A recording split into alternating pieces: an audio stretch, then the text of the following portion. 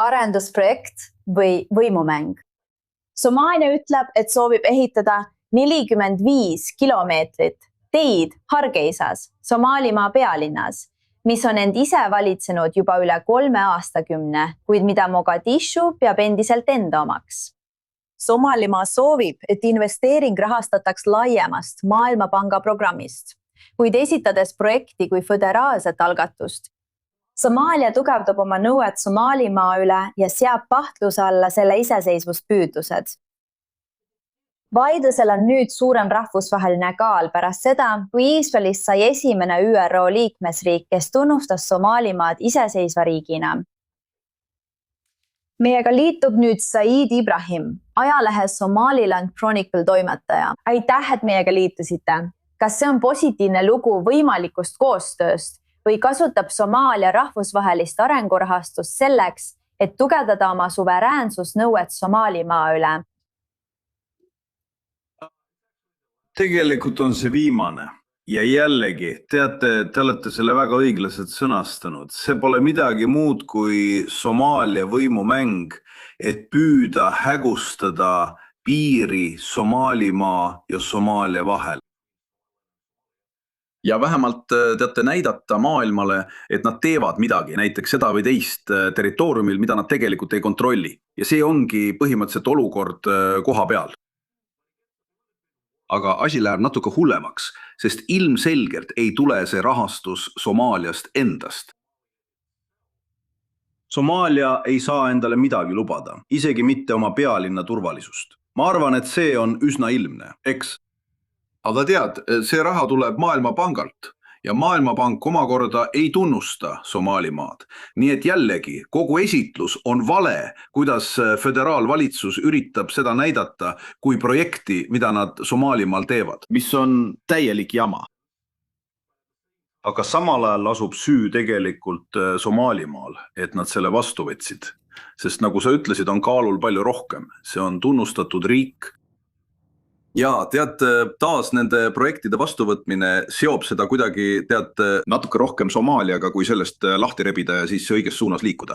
Nii et me arvame, et see ei ole tegelikult positiivne samm.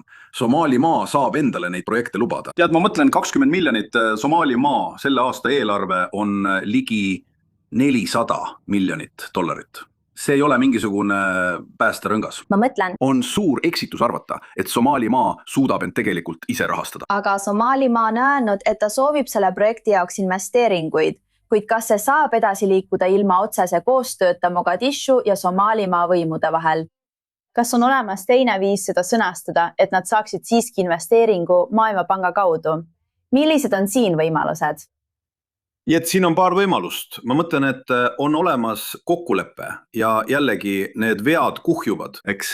Nagu ma ütlesin, see pole tõesti ainus projekt, mis praegu Somaalimaal käimas on. Neid on päris mitu. Üks on näiteks Keskpanga ja Maailmapangaga. Ja jällegi laiemas kontekstis on tegemist projektiga, mida rahastatakse selle jaoks, mida Maailmapank nimetab Somaaliaks. Ja ta käsitleb Somaalimaad selle osana. Eks?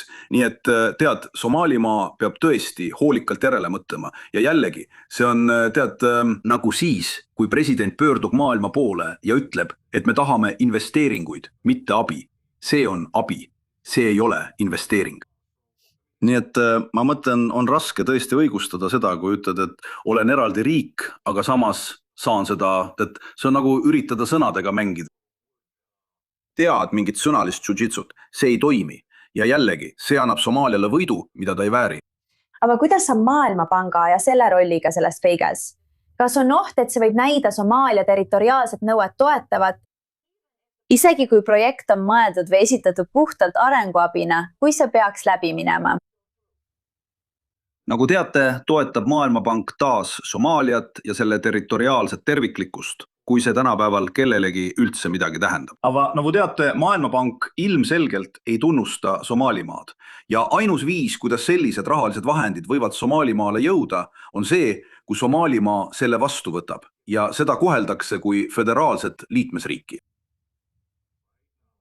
Eks nüüd nagu mingid sõnastuse erinevuse. Teate, kui te tõesti need dokumente uurite, aga jällegi see raha antakse Somaaliale. Teate, jällegi kõige väiksemad summad on määratud Somaalimaale. Me ei räägi isegi pooleks jagamisest. Me räägime protsendist, mis pole mõnikord isegi 5% kogu projektist. Nii et jällegi, kui te võrdlete seda Somaalimaa riigieelarvega, mis on, üle 420 miljoni, aastaks 2026. Ma usun, et see suudab tegelikult rahastada $20 miljoni suurust teed. Eks? Ja igaüks, kes ütleb vastupidist, kas ei tunne matemaatikat või ma arvan, et siin on mingi sõltuvus abistamisest. Ja on aeg käituda nii, et peaksime julgustama rohkem investeeringuid. Huvitav. Peame nägema, kas ja kuidas see projekt edasi liigub. Said Ibrahim, aitäh, et meiega liitusite.